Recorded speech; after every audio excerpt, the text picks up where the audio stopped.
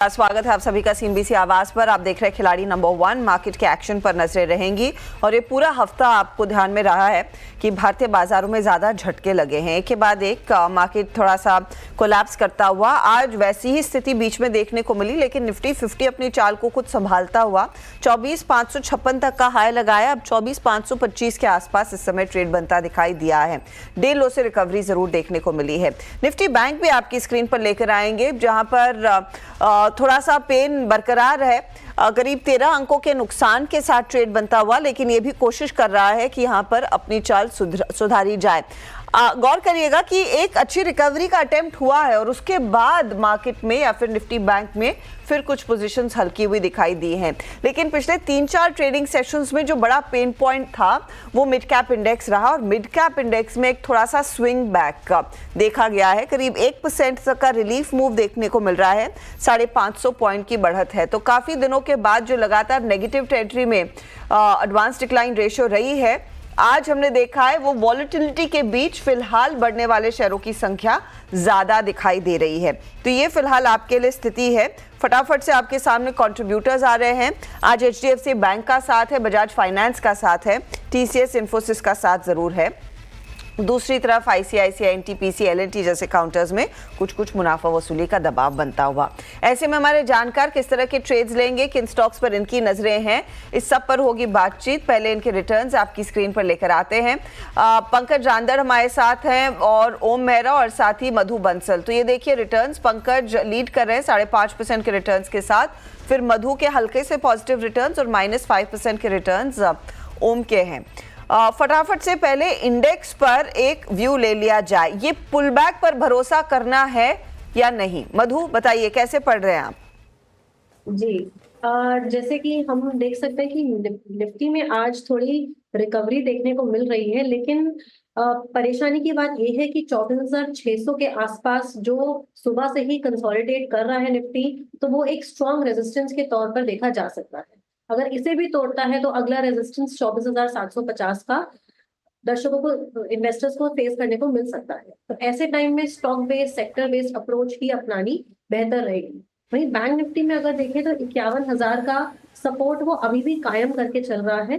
तो bank Nifty में आप फिर भी एक भरोसा करके चल सकते हैं। उसका जो रेजिस्टेंस है वो थोड़ा सा दूर 52,200 का आप देख करके जरूर आपको देखने को मिलेगा, लेकिन निफ्टी के मुकाबले बैंक निफ्टी फिर भी आप थोड़ा सा पॉजिटिव मान करके चल सकते हैं। बैंक निफ्टी थोड़ा सा पॉजिटिव है। देखते हैं, निफ्टी में तो एक रिकवरी होल्ड करने में कामयाब थी। निफ्टी बैंक ऊपरी लेवल से थोड़ा सा हल्का हुआ है। अब नजरें रहेंगी। पंकज, आपकी अप्रोच क्या रहेगी, स्पेशली जिस तरह की धुलाई मिड कैप्स की हुई है, तो स्टॉक स्पेसिफिक ट्रेड लेना भी थोड़ा सा मुश्किल है, पेचीदा है।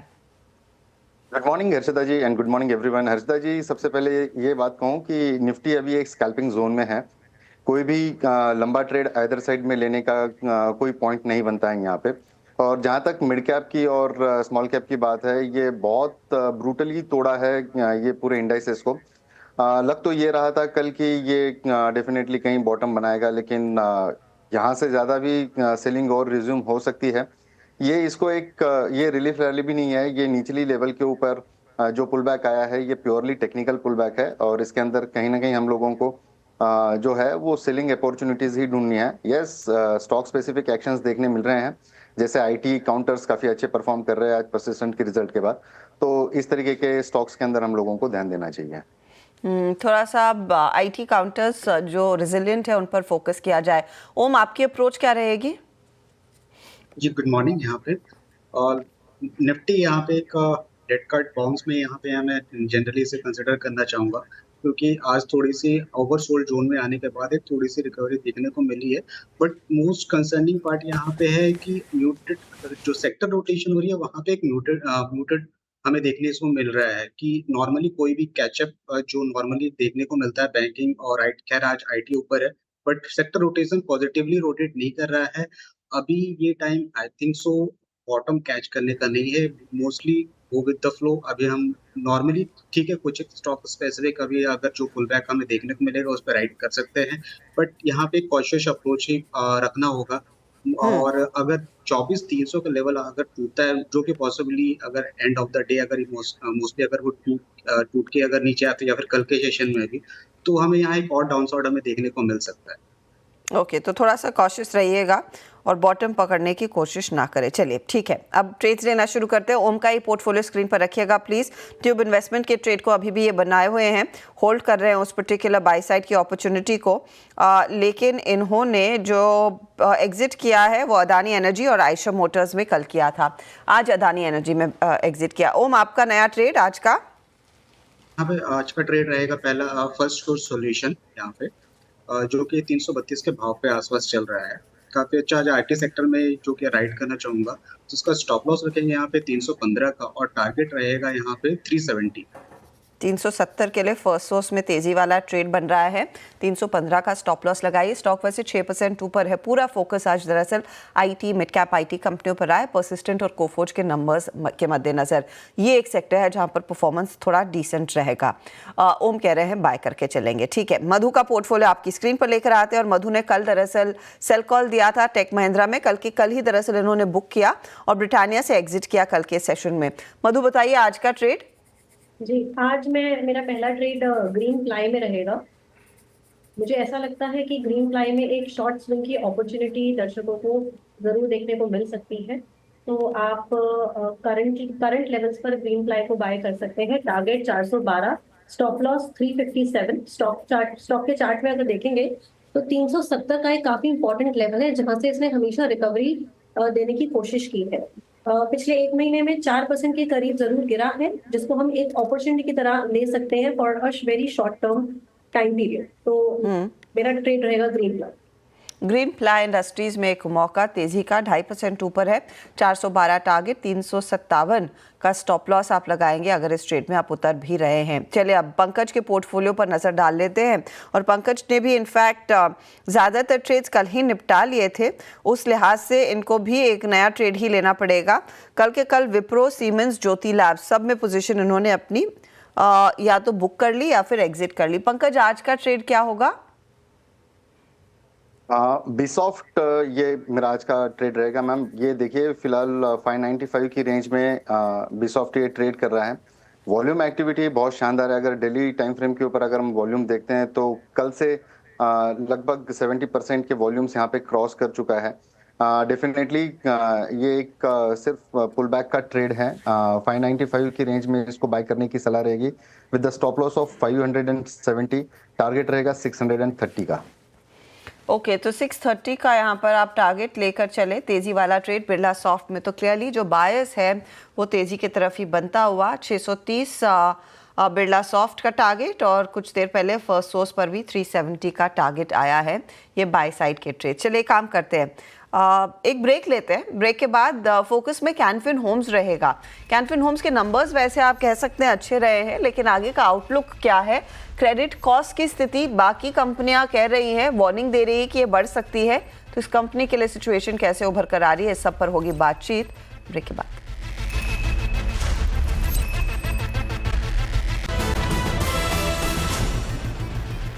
स्वागत है आप सभी का सीएनबीसी आवाज पर। आप देख रहे हैं खिलाड़ी नंबर 1 और कैनफिन होम स्टॉक रेडार पर रखेंगे, जहां पर इस तिमाही में कंपनी का परफॉर्मेंस काफी उम्दा रहा है।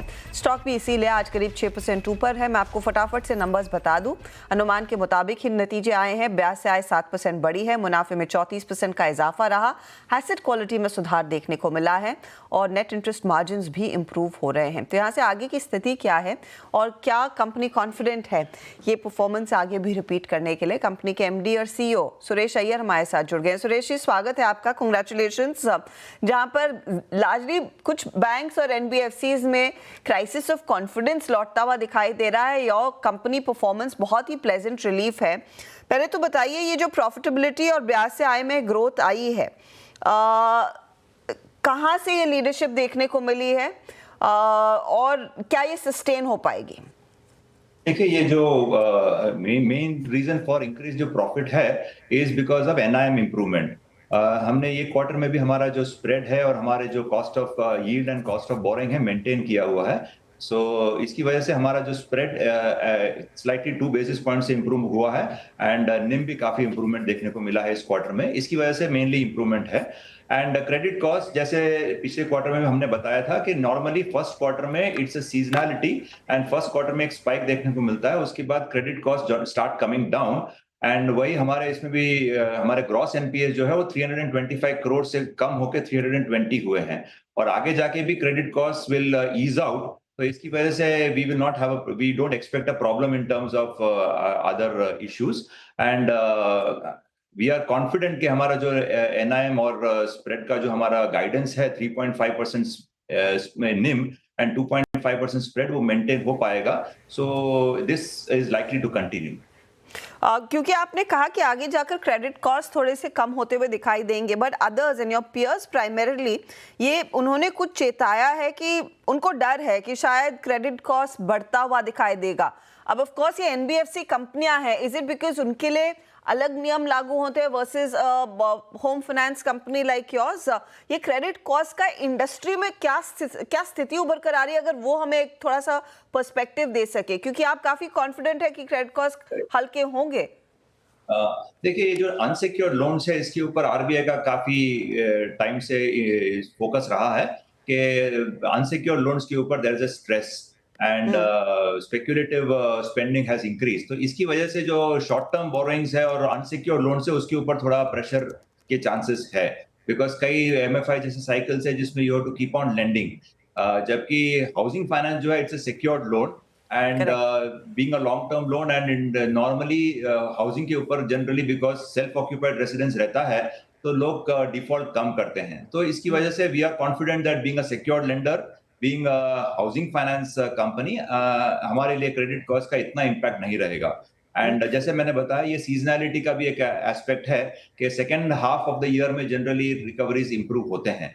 सो वी आर कॉन्फिडेंट जो भी 0.88% का ग्रॉस एनपीए है वो आगे जाके 0.8 या उससे नीचे आ सकता है।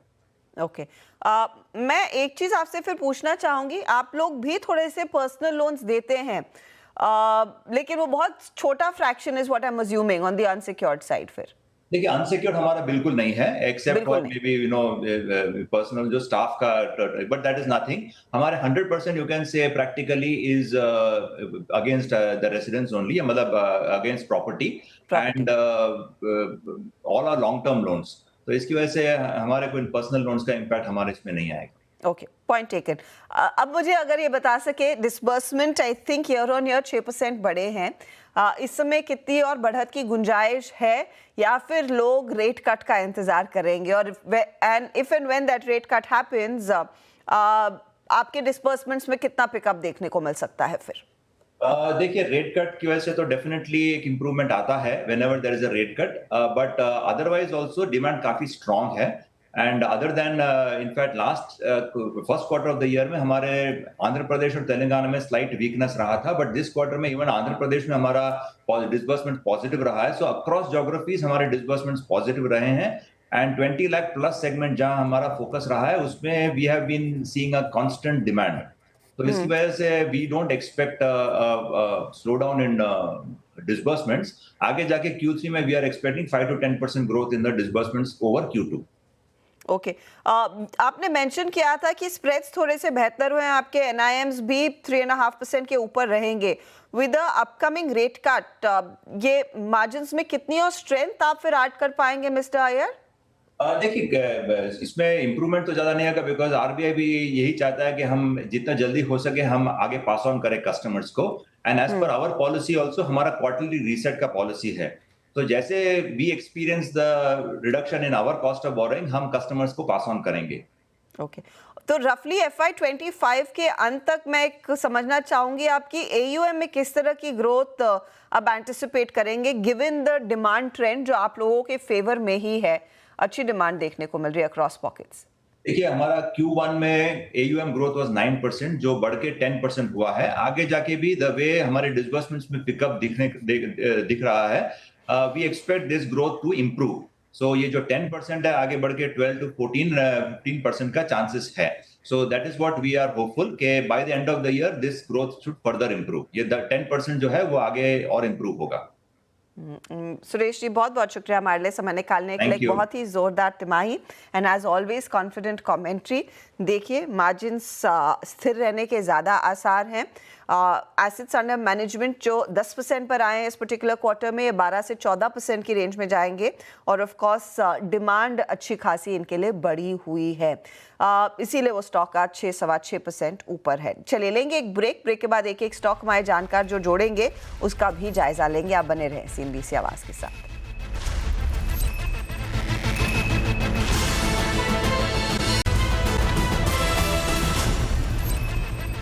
अब देख रहे हैं खिलाड़ी नंबर 1। हमारे जानकारों ने एक एक ट्रेड दिया है, एक जगह खाली है और शायद मार्केट में और स्टेबिलिटी का इंतजार करेंगे। अच्छा, इस बीच निफ्टी देखिए 97.2 पर। निफ्टी बैंक फिर फिसला है 6 पॉइंट की गिरावट पर। ये निफ्टी बैंक ही बार बार ट्रिप कर रहा है, नीचे की तरफ अटक रहा है और मिड कैप्स में तो 600 पॉइंट का एक पुल बैक देखने को मिल रहा है। यह है फिलहाल आपके लिए स्थिति। हमारे जानकारों ने जो ट्रेड्स दिए उनका एक जायजा ले लेते हैं और कौन कहां पर पहुंच रहे रिटर्न्स के लिहाज से वो भी आपकी स्क्रीन पर लेकर आएंगे। तो पंकज ने बिरला सॉफ्ट पर भरोसा जताया है, 630 का टारगेट है, 570 इनके लिए स्टॉप लॉस के तौर पर काम करेगा। ये काउंटर करीब आधे % तक का योगदान इनको देता हुआ। अगला पोर्टफोलियो है ओम का और ओम ने भी फर्स्ट सोर्स जोड़ा है, एक ट्रेड कैरी कर रहे हैं ट्यूब इन्वेस्टमेंट्स वाला। फर्स्ट सोर्स 370 टारगेट है, 315 स्टॉप लॉस और ट्यूब में 4800 के टारगेट के लिए तेजी की पोजीशन कैरी की है, लेकिन फर्स्ट सोर्स इनके लिए करीब 2.5% तक के गेंस जोड़कर दे रहा है। अब आइए आप मधु के पोर्टफोलियो पर, और मधु ने जोड़ा है ग्रीन प्लाई, 412 का टारगेट, 357 ये कह रही है स्टॉप लॉस के तौर पर करेगा काम। हालांकि थोड़ा सा कर रहा है ड्रैग स्टॉक। अब लेकर आते हैं ओवरऑल रिटर्न्स की स्थिति क्या बन रही है हमारे जानकारों के लिए। मुनाफे का मीटर पंकज के फेवर में तो चल ही रहा है। ओम के लॉसेस थोड़े से कम हुए हैं कर्टेसी फर्स्ट सोर्स, लेकिन लंबा सफ़र तय करना होगा इनको पॉजिटिव में आने के लिए, और मधु हल्के से नेगेटिव में है। ये है आपके लिए ताज़ा हाल। कोई भी अपडेट होगा तो उसका एक जायज़ा, और 1 बजे नए ट्रेड्स होंगे तो उसका भी एक अपडेट आपकी स्क्रीन पर लेकर आएंगे मिड कैप मंत्र के दौरान। Good luck to all 3 of you. लेंगे एक ब्रेक, आगे ध्यान कमोडिटी मार्केट की एक्टिविटी पर। बने रहिए CNBC आवाज़ पर।